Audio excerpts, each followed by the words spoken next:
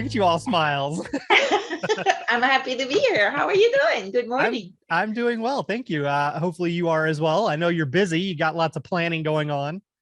That's right. World Bee Day, everything. Just, it's the season too with beekeeping. I know you don't have a hive yet, but I've got You don't got to bring that up. I've got 30 packages that I got a couple weeks and a half ago, and I'm doing a banana study for my research project. So I'm busy with that. I've got all the other hundreds of colonies that we're managing for customers, and they are all exploding because we're on a nectar flow most places. So it's keeping me busy. Well, so there's so many things that I can address in that one little. Some of those hives are at your apiary, by the way. Oh, nice. It's still alive. The whole apiary is still going We fine. lost a couple of the Langstroth at the top of the hill, but okay, most the of very the back other of the 40 acres. Yeah. Okay.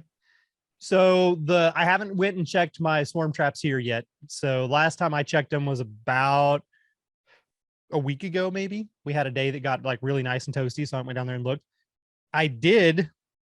Mom pointed out that I did one of the comfort hives and I've used it as a swarm trap because in Austin, I had tried to get bees in there and I had caught a couple of swarms and put them in there and they started to draw a little bit of comb. And so I left that in there. So we're going to see how that goes. But there was a bee actually checking it out the other day. And she pointed it out. She's like, hey, there's a bee over there. And I asked her, we have a lot of little black mason bees or carpenter bees, not mason bees, carpenter bees, little black carpenter bees that are currently out looking for wood. And I've been doing a lot of woodworking, so they've been very interested. So right. All that wood dust. Yeah. So I asked her, I said, what, was it an actual honeybee or a mason bee? Or a carpenter bee? And she's like, I'm not sure. So I went and looked, it was a honeybee, was checking it out. So that's some potential.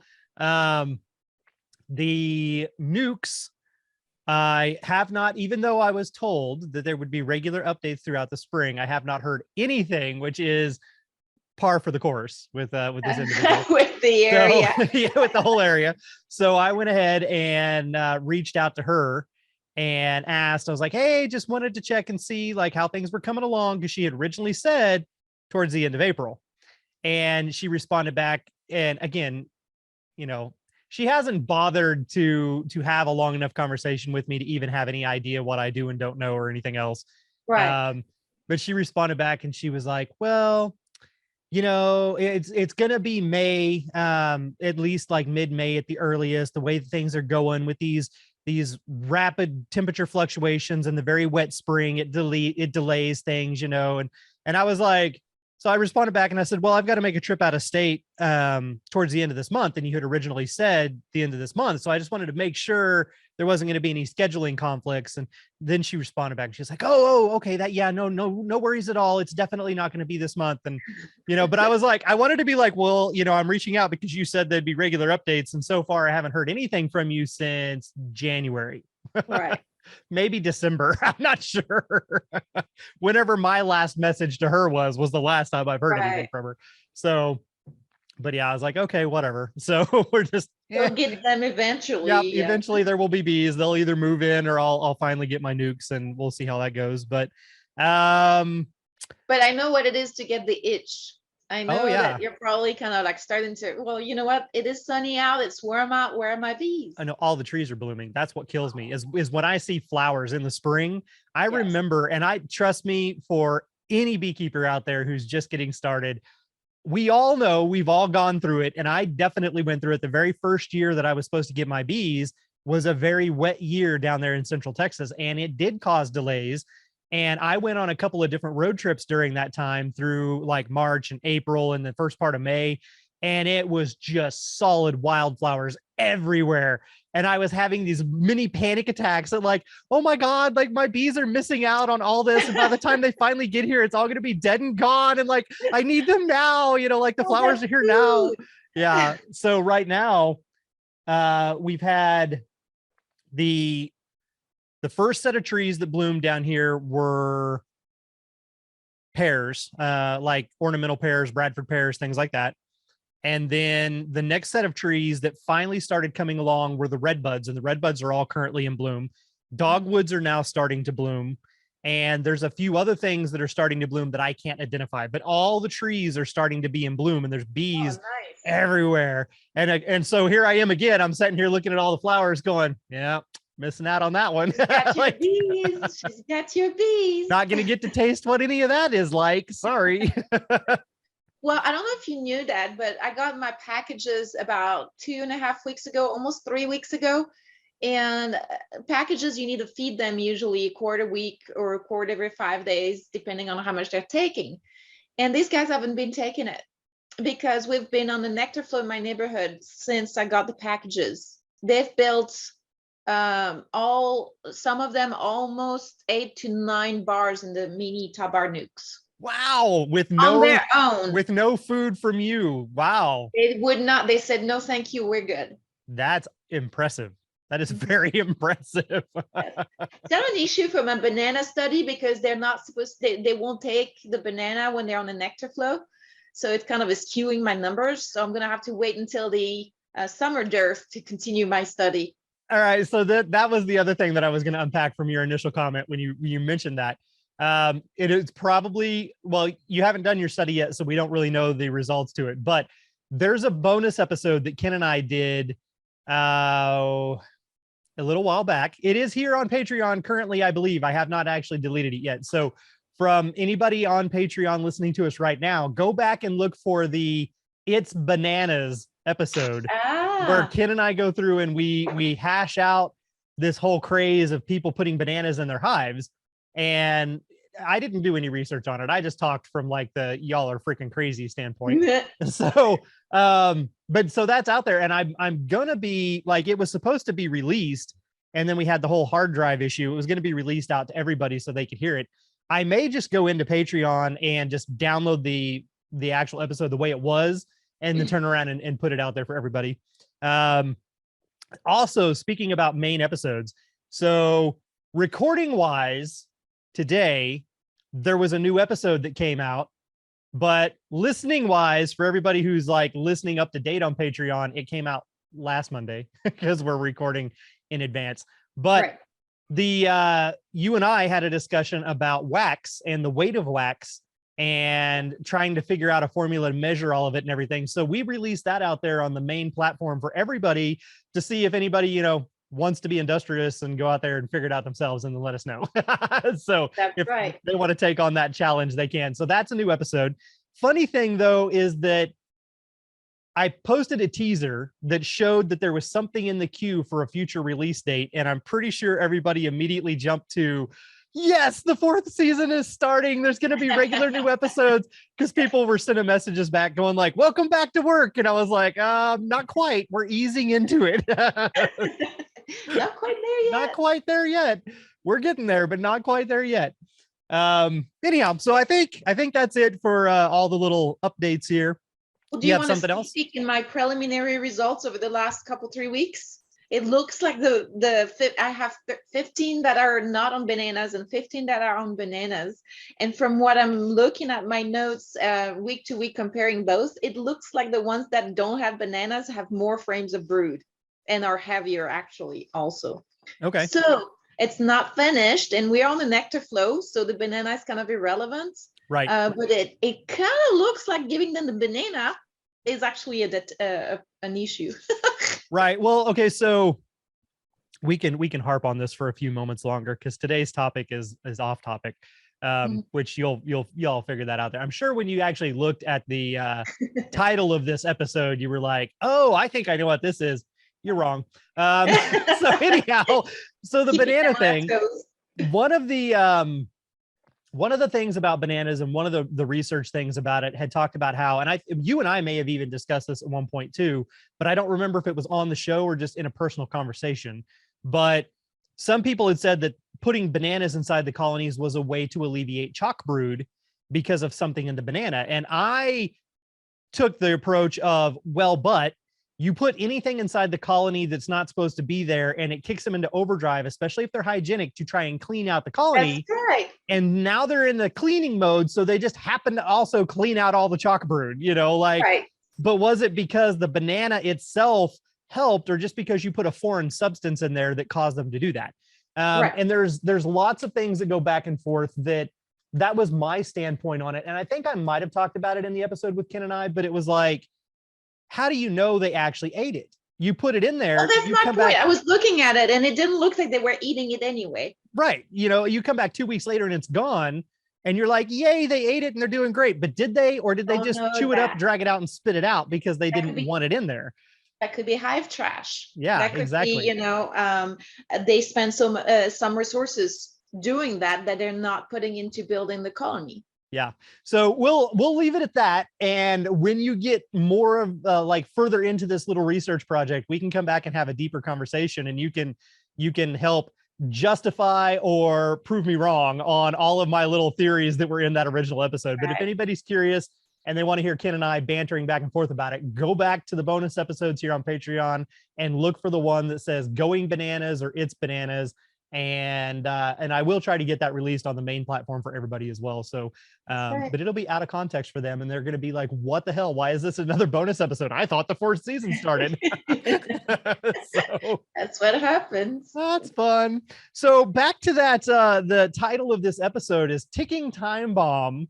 And I would assume, based on all of the other conversations that we've had on here and natural beekeeping things, you're probably thinking mites and mite bombs and bees. And no, it's the clue is in the first word. That's right. Tick. If you take off the ing, tick. We are actually talking about the creepy ass little 8-legged vampires that get on us and cause problems. So it is not directly beekeeping related, but it is related to you and your beekeeping, because spring is here, grass is growing, it's wet, it's moist, and you're out there checking your hives. Other things may be out there checking you out at the same time. Right? Yeah, it's like you made a gross little face. I can't stand that, and scorpions. I don't like either of those two things. So for me, bugs that get me, and we've talked about this one before, roaches. Ugh, I hate roaches. Roaches are a no-no for me. I'm not scared of them. I'm very, very put off by them. Like, they make my skin crawl, but I can go kill them and chase them down. I've had friends before. I had a friend that almost gave me a black eye over a roach, because there was one that he saw running and it ran behind something, and he was like, get it. And like, he's standing over my shoulder and I'm trying to like move things to see where it is. And when I moved one and it ran, he flailed and screamed and he hit me in the head. And I was like, go away. I was like, you're making this so much worse. It's like mice. Some people don't like them. Right. The elephant up on a stool because a little mice ran through. So the other thing that I hate are maggots. And I've told the story before about how I was doing composting and all this, and the larva, the phoenix worm larva, which is the larva from the soldier fly, like, they're an alien, strange, creepy looking thing, but they didn't gross me out. And then all of a sudden the hive beetle larva got in there, and hive beetle larva, especially when they're in dirt, look a lot like a maggot. And I picked a handful of them up, and there were just thousands of them all over my hands, and I screamed. I was standing there looking like these things dripping off me, and I was like, ah! So true maggots from flies, like that creeps me out too. So if I see that in movies or TV or anything like that, I'm like, ugh, like.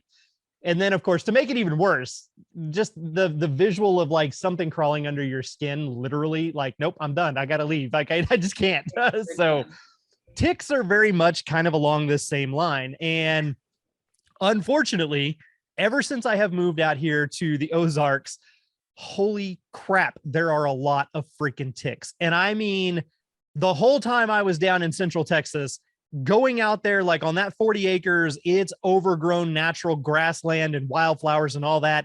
Granted, I had my bee suit on, but the only thing I would ever come into contact with were chiggers.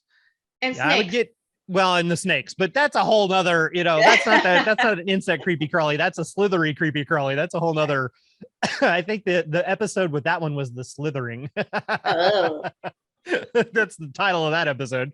But I would every once in a while I would get chiggers out there at certain times of the year. So I started spraying basically the pant legs of my suit with stuff to deter chiggers, which also coincidentally would deter ticks. And Right. so I never even had any on me the whole time I was down there in Texas, which was awesome. Come up here and spring hadn't even started, but it was just starting to kind of warm up and they were already everywhere. So the first day that we did work out in the one section of the yard, Mom was further out there and she was messing around in the leaves and like trying to clear out stuff and everything. She ended up having a tick on her that day. Then we found one the next day, and then we found one the next day. And in the sum total of 1 week, she had 5 ticks on her in a week. And then I saw one, I was sitting on the back step down where it was gravel, and I wasn't in an area where you would think there'd be ticks. And I saw something move out of the corner of my eye, and I looked down, and there was a little nymph tick crawling across my pant leg. And I was like, no, like, that's not even fair. I'm not even out there in the forest. You shouldn't be here. And I have since found 2 little bitty nymphs on me. And we'll talk about what that is in just a second. 2 little bitty suckers, like smaller than a freckle, that I was like, what is that? And then I was like, oh God, it's a tick. I found 2 of those. And I just recently went to the dermatologist and won the award for first tick of the season, because I was going in for something else. And I went ahead and had him do a full body check, and she found a tick. And I had just taken a shower and I had been out earlier that day working outside, but I was in a rush and I didn't do a full check. But it's basically every time we go outside and we go out of just the main little front area or the gravel and road area around us, if we go out past that, you come back in, you strip down, you check your body, you do a shower, check your body again, because inevitably there's a tick somewhere. That's a lot of work. It is a lot of work, and it's way, I mean, you might think it sounds overly dramatic, but my mind is blown to the point where if you think about it too much, you'll be creeped out and you'll become one of those people that are confined to your house because you're afraid to go outside. Like, there's that many freaking ticks out there. Didn't you say that you walk under the trees and they can fall on you? And they can. As long as you're outside, you're basically free game kind of a thing. Yeah, it's fair game. And when I was building the chicken coop, I had put up plastic paneling for a roof over one part of the run. And it's when it's all stuck together, it has like a blue tint to it. But when it's a single panel, it kind of just looks like it's a clear. And I was underneath one of them and I heard just this little tink. And I look up and there's a tick crawling down the plastic that had fallen out of the tree above my head and was walking down the plastic. So what they do is they sense body heat, and anytime they sense a warm body nearby, they will go for it. They move fast. So there was one on a board, and this I yelled, and Kevin thought I was insane, but there was a board laying out there and there was a tick upside down on the board. And I was like, oh crap, there's a tick right there. Like, that one looks like he's dead. And I took my finger and I went to touch it. And immediately, as soon as I made contact, it flipped over and grabbed my finger instantly. And then I was like, ah, and I like shook my hand and then it went flying. And he's like, great, now we can't find it, you know? And I'm like, well, it moved like out of an alien movie. It shouldn't have done that. I just thought face hugger, because it was just like all of a sudden up out of nowhere. Goodness. Well, and if it's there's more, so it doesn't matter if you didn't catch that one. Right, exactly. There's another one that's probably already crawling up your pant leg. That was the distraction, you know, like he was like, hey, look at me while my friend gets you from behind. So I thought it would be prudent. And Ken and I, at one point, I couldn't remember if I think we carried it over into like a comment on the show in the first or second season. But on Ken's radio show, he and I had a whole thing with ticks. And then he brought in a couple of special guests and we started talking about Lyme disease and things like that. But I thought it prudent to go out and kind of put this out here for everybody, that ticks are a thing. And the more remote you are, the out in the wilderness you are, the more likely it is that you're going to come into contact with them. So here's some interesting, creepy facts about ticks. What are we looking for when we're exposed to ticks? So, you know, we talk about bees all the time, and we talk about how many different species of bees there are and different types of bees in the United States and in the world. And then, you know, we broke it all the way down to Texas. Well, for ticks. In the United States, there are roughly 850 different species of ticks that can get out there and get on you. Yeah. Some of those are things that we never really come across, and that's perfectly fine. But there are 3 very common ticks that we will encounter almost on a daily basis. The first one of those, and probably the most prevalent that people are going to think of and know of, is the brown tick, which is also called the dog tick. And that's because it gets on your dogs. So anytime you've removed a tick from your dog, especially when they get like a fat, white, plump, raisin, gross looking thing, those are all dog ticks. Sorry, I keep doing that. No, that's ugh. Yeah, that face is exactly the right face. So the dog tick, the brown tick, that's the one you're going to come most common with. Now, the second most common one is going to be the black-legged tick, which is also referred to as the deer tick. Oh, yes. Deer That's ticks, the one that carries diseases, right? yeah, deer ticks are where you start getting into the naughty area, because deer ticks can carry disease. After the deer tick, the third most common one that you will run into is called the Lone Star tick. And out of all of them, that one's the nasty, evil little bastard child. It's not cool. So the Lone Star tick has a singular white dot towards its head, but like in the middle of its back. And it doesn't really look like a star. I mean, when you look at it in person, it really just kind of looks like a white dot. But that, they call it a Lone Star tick. And that tick can carry all kinds of diseases. And it's a nasty little booger. So your deer tick and your Lone Star tick can both carry Lyme disease. Now, Lyme disease is the big nasty one that's out there that it is debilitating, and it is not a fun thing for anybody to have. There's all kinds of different types of treatments, but the treatments themselves are very rigorous and kind of overwhelming. It's not a fun thing. And if it flares up, you literally could just be like, I'm not leaving bed. Not a fun thing to have to encounter. In addition to that, there's some other ones out there that they're less severe, but still just as common in some instances. You can have Rocky Mountain spotted fever. There is a tick-borne relapsing fever. There's a tick-borne rash that is a repetitive rash that comes up on your body from getting tick bites.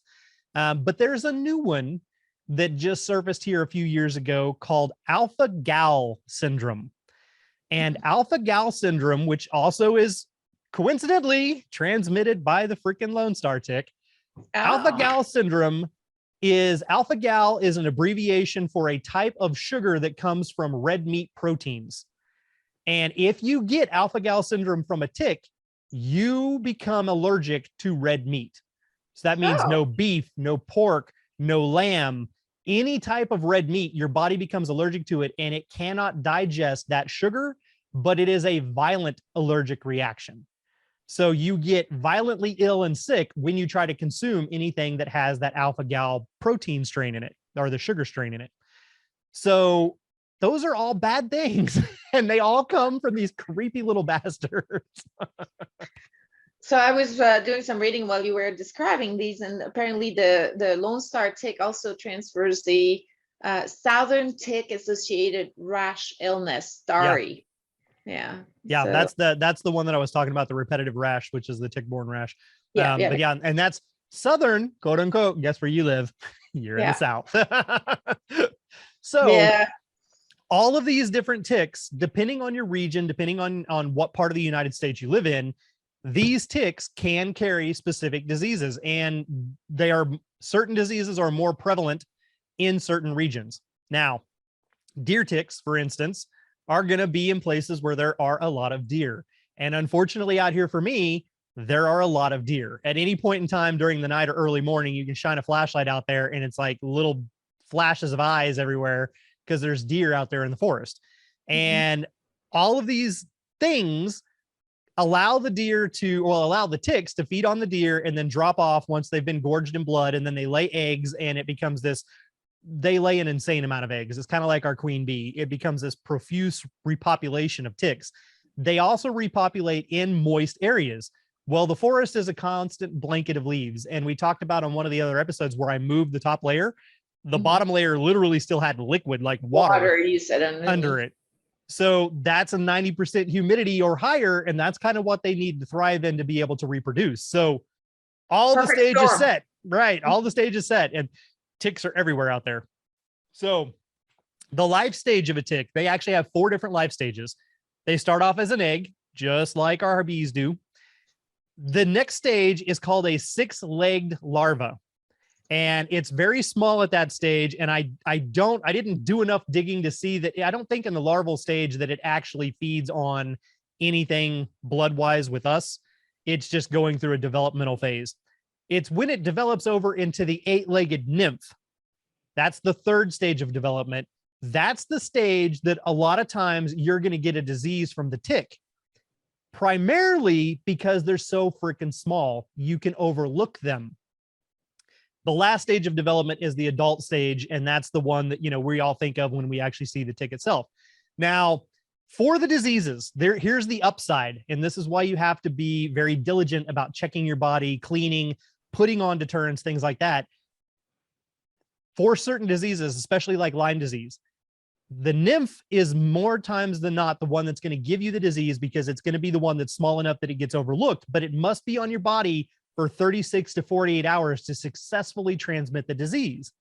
So if you're very diligent and you check yourself every day when you're out doing something like that, and you make sure that if you find one, it's removed immediately, you're severely reducing the risk of getting a tick-borne disease or illness from yourself. So Right. that's why it sounds so insane. Like, we go outside, I work on the chicken coop, or we go do this, I come back home, you strip down, check yourself, take a shower, take a bath, whatever. And there are different things out there that you can use that will also help deter them, to either keep them from getting on you, or sometimes encourage them to release and want to get away from you. Tea tree is a natural thing that can be used for that purpose. Good. So you can do like a tea tree soap or a tea tree oil shampoo, body wash, and bathe with that. And that also kind of helps. But everything you can do to help out is going to be just that much better for you, especially if you're in an area like me, where there's an insane amount of ticks at the moment. So you can also go through, you can do things to help alleviate the potential of ticks. If you have a wood pile that is on the ground, move it away from an area so that it's not in an area where you're very active. Elevate it off the ground, put a couple of pallets underneath it, and then restack the wood on that so it allows airflow underneath it. Yeah. Reduces the humidity, allows there to not be a perfect place for the ticks to reproduce. If you have leaves, clear them out. If you have tall grass, cut it short. Anything you can do to reduce the amount of humidity, the amount of moisture in an area, is going to help reduce the amount of ticks in that area. Now, they also like rock walls, like stacked stone walls that don't necessarily have the mortar in it. They like to get in there as well, and they can reproduce in those areas. They make tick sticks, which you can stick inside the crevices of these things. And if the tick comes into contact with it, it will kill it, because it has permethrin. Oh, so that is a poison that gets It on your is skin. a very bad poison. And the CDC, that is the #1 thing that the CDC recommends to combat ticks, is permethrin.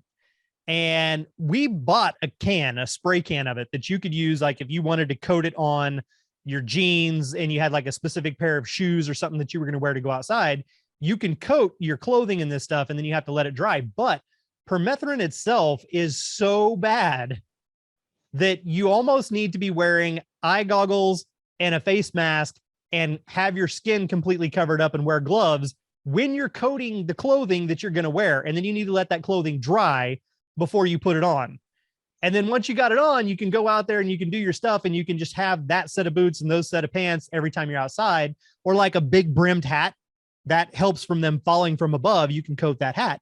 But if you've coated this stuff and you had to take all these precautions to put it on you, now we kind of get into that realm of like regular beekeeping versus natural beekeeping. And should I use these chemicals or should I not? And what's it going to do? Because yes, permethrin will kill the tick, but it's also highly toxic and it should not come into contact with your skin. But yet you've just coated your clothing in it, which is going to be then setting on your skin. And so then it raises lots of questions to me. Well, if it's hot and humid outside and I'm sweating, is that going to reliquefy the stuff in the clothes, and then it's going to be like absorbed into the skin? Yeah. Like I haven't done enough research into it to know, but when you read the cautions and the danger on the label, you're like, well, I don't want to use that. So our spray can is still unopened. It still has the seal around the top. Be my can. Because I'm like, I'm afraid to use this stuff. Like I'm afraid of the ticks, but I'm more afraid of this crap. Yeah, what is my alternative? Poison myself? Right. Or Hey, check you myself didn't get every day? Lyme disease, but you did get cancer. Sorry. Right.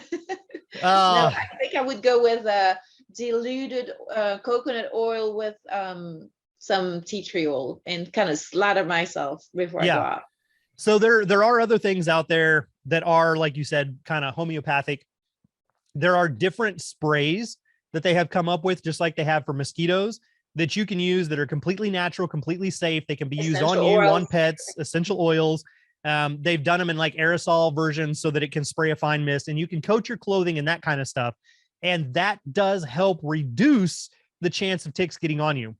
The other thing that you do is wear long pants, loose pants, and tuck them into your boots. So your boots are on the outside of your pants. That helps so that if one does get on you, they have to climb up the outside of your clothing instead of inside your pant leg where they can immediately get access to your To your skin. skin. So you keep them on the outside of you. You keep these repellents on you to help keep them away. And then still, even after you've done all those things, you come inside, strip down, do a full head to toe body check your hair, check all the parts where your body and your skin may crease or overlap or something was tight against you, waistbands, things like that, bra strap lines, you name it. Check all these places and make sure that there's not a tick on you. If you have a partner, have your partner help you look. Right. Even if it looks like it's a freckle, take your fingernail or a pair of tweezers and see if you can flip it over, because they anchor in head first into your skin, and that means their body's just loose. They're not hanging on. You can flip them like a tag, basically. Right. So if it's a freckle, it's not going to move. It's going to be smooth with the skin kind of thing. But if there's a bump or a hard shell, look closely, get a magnifying glass. If it's got legs, you got a problem. Just talking to you, I'm getting, creepy crawlies, Right. just kind of finding myself all itchy and just kind of like, oh. Yep, pretty much. So in, long story short, that is kind of the thing that is out there that goes unseen, that can cause drastic problems for you.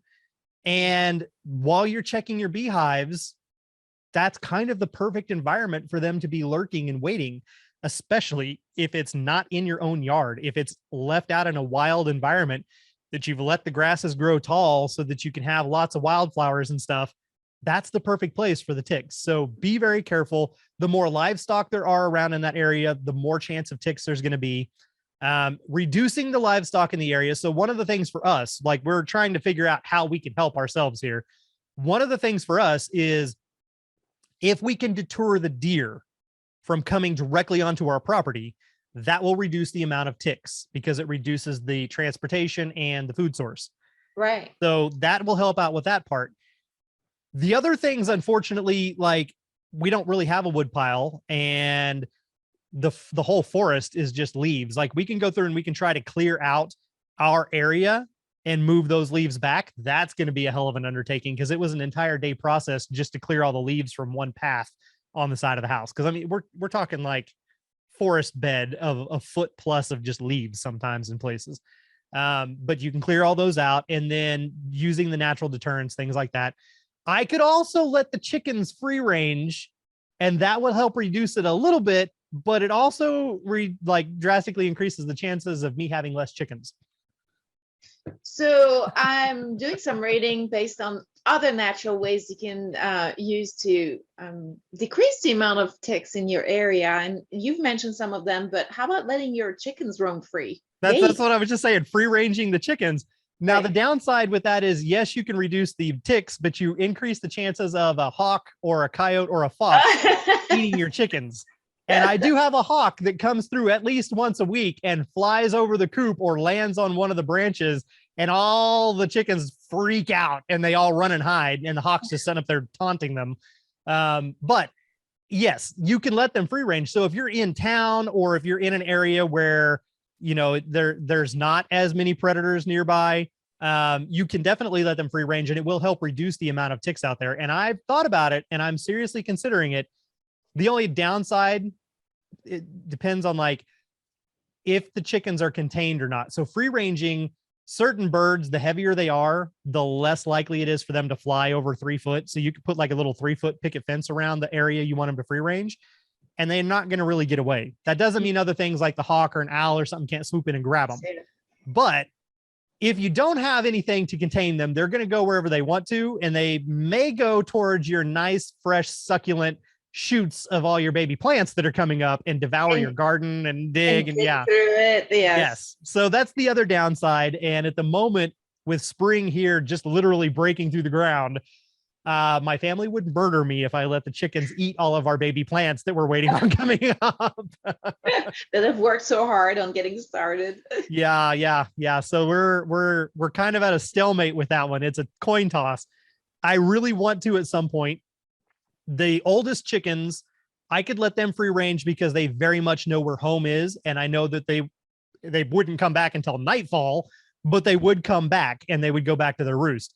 The other chickens are still newer and they're being rotated through different pens and sections and coops.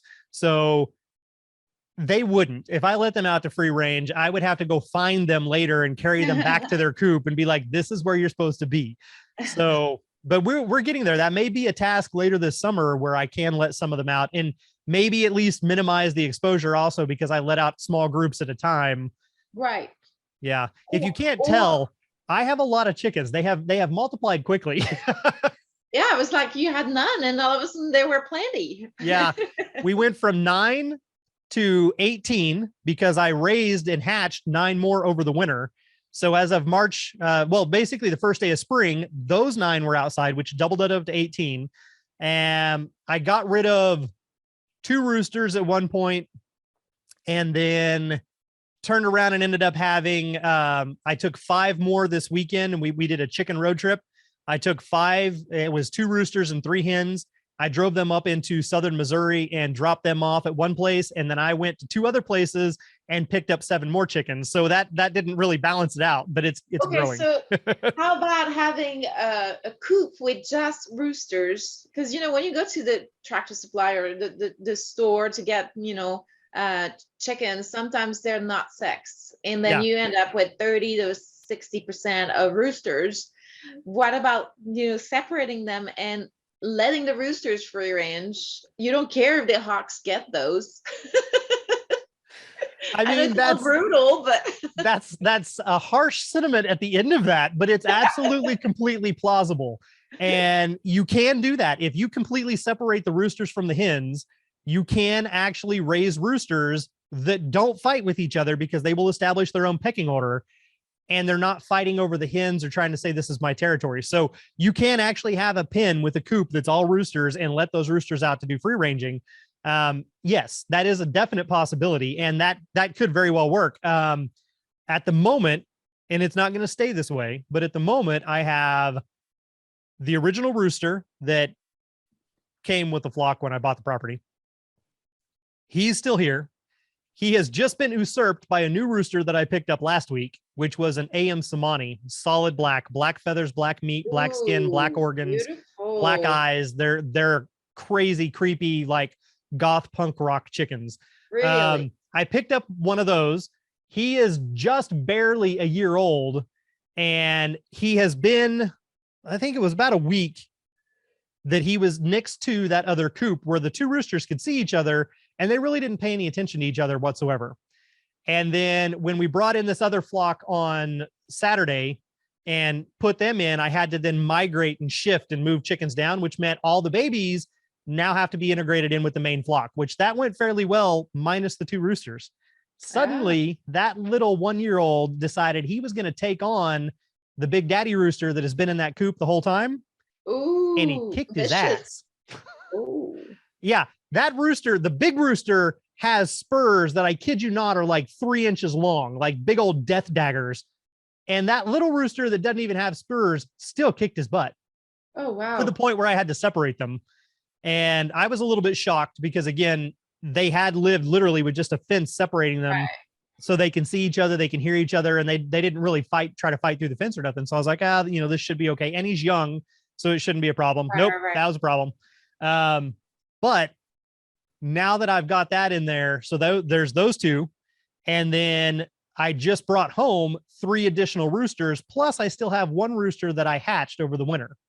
Oh, fun. Yes. So I still have plenty of roosters, but the goal is going to ultimately be that one of them is going to end up being, The fluff rooster. one of each breed is going to be a breeding rooster for that specific breed. So when it comes time to actually raise chickens of a certain type or color or class, I can put them into one of the enclosures together and know that that's going to be just those genetics.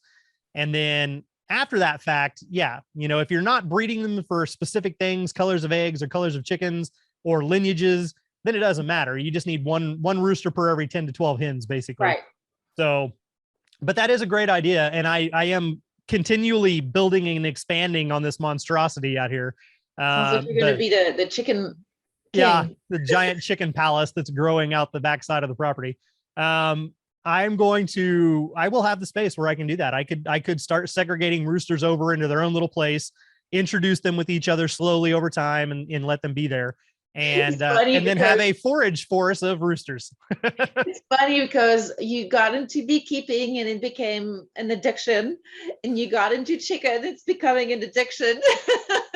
So you have a problem, my friend. if you rewind back in time, I got the bees first. I think. Yes, I got the bees first. And I had permission to have the bees there at the house and everything. And I started building the pond and the waterfall and the stream and everything so that bees would have a water source. Then, like, maybe a few months later came chickens. And I had chickens there as well. And one of my friends joked at one point in time that I should start teaching classes and we would call it the birds and the bees. And it would be like homesteading classes where we talked about chicken keeping and beekeeping and like different homesteading type things. And so that was just kind of funny and coincidental. But then as time went on and I moved from that place, I couldn't take the chickens. So the chickens went out to the farm. And that is like, you know, ever since then, I've been like, man, I miss my chickens. I really want chickens. So when we saw this property and it had chickens, I was like, done. But I've already taken what was there and like, multiply it tenfold. Blown it completely out of proportion. The coop was an old rickety shack that basically they pieced together with reclaimed lumber from like pallets, and it had a little storage shed on the side of it. I have completely rebuilt the storage shed, made it twice the size. I'm working on expanding and doing properly the actual coop itself. Plus I've built a brand new coop on the backside. There's 3 separate enclosures that are properly fence post with actual wire, not just chicken wire fence, but actually like hardware cloth wire fence. And then we're kind of quadrupling the size of the run and adding another addition out on the opposite end of the run. So it makes like a big L where there can be another enclosure pin where I can have it all open, or I can section things off for anything, you know, if you need to segregate intense. Or breeding. Yeah. And it's legit. And I've driven around, like there's the lady down the hill that owns the 300 acres behind us. She has some chickens down there. And I thought this up here was just like a shit show of afterthought construction. Apparently it's the norm because hers looks pretty much the same, only on a much larger scale.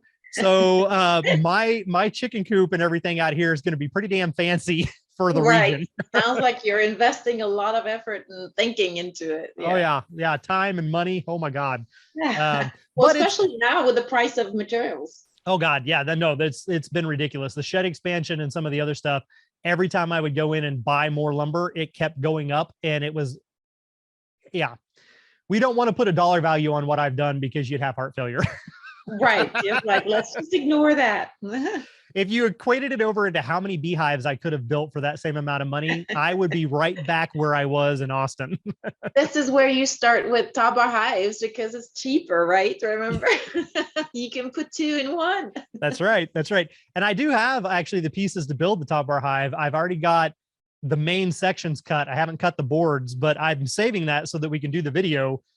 But I keep not doing the video because I keep screwing with all the chicken stuff. But the chickens have given me a project in the interim where there were no bees. So see how Right, that, it's a stopgap measure. yeah, By the way, I priced when we first started doing the Topbar hives, it was about $30 worth of brand new materials and wood and metal roof and all stuff per hive, where you could put 2 colonies.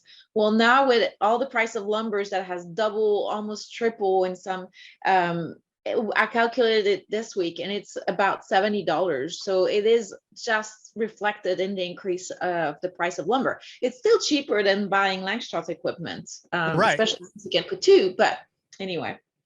Yeah, no, it definitely is. Like you said, if you split it and you do a 4-foot hive and you do 2 4-foot colony sections and, or sorry, 2 2-foot colony sections inside the 4-foot hive, well, now you've got 2 beehives for the price of that $75 Right. range. And Right. that's not that bad. The other aspect of that too, though, is like when you do your Langstroth stuff, that first kit is about $150. And that's just the bottom board, the first box, the frames, the inner cover, and the roof. Right. It's not planning for any expansion. And you need to factor in a minimum of $20 per box if you're going to build it yourself, $50 if it's already assembled and it comes with frames. So yeah, and it just goes from there. So $250, $300 when it's all said and done for an entire colony of multiple boxes, multiple frames, or it just gets expensive. $75 for raw lumber and chop it up the way you need it. Yeah, it gets really expensive. By the way, I finally took pictures of our hinged roof and our what I call deluxe roof. That's kind of like a Ferrari open vertical kind of a thing. And so people, if people are interested in different style of easy to make, cheap to make roofs that are better than the just metal corrugated roof that you tighten over the hive, they're on the website now, so you can take a look. Very cool. We had one of the listeners go through and actually use your guys' plans to build one of the Topbars, and they did the wooden roof instead of the metal roof on it, and it's got the hinges. He sent pictures of it. I'll forward them over to you. It's gorgeous. He did wood burning awesome. And then stained it, and it's fancy. It's very pretty. Well, I'm excited to see all those, and you know, we have people building them in Australia as well with our plans. So that's really fantastic. I'm thrilled to see them getting built all over the country in the US and across, you know, the world, basically. I'm just excited. Yeah, it's great, actually. The in the episode where we were talking about the wax challenge, and I mentioned the lady that I thought should have known the answer that didn't. Right. She did make a comment in that presentation, though, about how it was really interesting that down here, quote unquote, in Central Texas, because that's where she was doing the presentation at the time, that we were able to do a lot of Topbar hives, but it made sense to her because it's a warmer climate. She comes from New York, and it's not that big of a deal up there because they have colder climates, and it's not as conducive, as she said, to that temperate area. I still counter that, though, because we know full well that there's multiple people out there that are doing it. There's even one lady out there on Instagram that's her whole thing, and she's from Massachusetts. So she's further up than New York, and all she does is Topbar hives. So it's all about insulation, windbreaks, you know, making sure that you've prepped them for the best scenario. And if you're using the 2-inch thick lumber, that's getting an even bigger head start right there than if you're using, obviously, the 3/4 inch. So yeah. Exactly, it's twice as insulated, and that horizontal configuration is much more efficient than that chimney effect that you get with the vertical hive. So actually, I think they would do a lot better. We've got James that we had on the Natural Beekeeping Corner a couple months ago that's making the 2-inch lumber last Crowder style hives, and he's in Michigan, so he's gonna tell us how he likes them as well and how they overwinter in Michigan. There you go. So you got Michigan, you got Massachusetts, very far northern states with very different winters from us, and even different from each other. Right. Michigan is going to have a lot more of them polar vortexes, mastic blasts, like cold air coming through and wind. And Massachusetts, you know, cold and a lot of snow, but I don't necessarily know about the wind portion of that. So, but I need to get Canadians building them. Yeah, I need to get Canadians building them as well. Yeah. I'm still just dumbfounded in Canada, though. The actual way that the one beekeeper that where did I go? my brain went blank. Saskatchewan. Mhm. I think I was in Saskatchewan. I don't remember now. It's due north, like straight up. And anyhow, so they overwintered in their Langstroths almost exactly like how we would in Central Texas, minus the fact of the insulation. But they had a deep and a medium, and that was it. They didn't have like, double deeps or three deeps Well, I or think that would be counterproductive to have them too tall in the winter. Again, right. that shading effect would be a problem. Yeah. And but my thought was like the food stores, you hear some of those estimates. Oh, you need 150 pounds of honey to make it through the winter. And I'm like, they got a medium. That's like 40 pounds of honey. It's not 150 pounds of honey. And they had massive insulation around them. So they stayed nice and toasty. They didn't need to burn that much energy. So they're not going through that much food. Look, a honey production and consumption of energy is always going to be linked to the amount of energy they've got to expend to either keep themselves warm, keep themselves cool, feed their young. Anything that you do that's going to take energy away from them to maintain homeostasis is going to be paid in honey, is going to be paid in losses in the winter. That's true. And there you go. With that, we have touched on honeybees, so we've hit our quota. And we've talked about all the different things. Creepy crawly ticks, chickens, bees, it's all in here. That's right. All those animals we love and hate. Love and hate, or love to hate.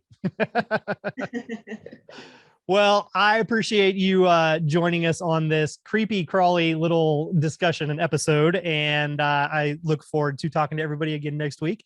But we will call this good. I kind of like you. I feel like I need to go like scrub off now. I feel like things are crawling on me. Yeah. So anyhow, thank you everybody for tuning in. We'll look forward to talking to you again soon. But until then, be good. And be mindful. Bye-bye. Bye. This Hive Jive production was made possible by amazing patrons like you. And we appreciate your support. To all our Hive Jive junkies out there, you truly are the bee's knees.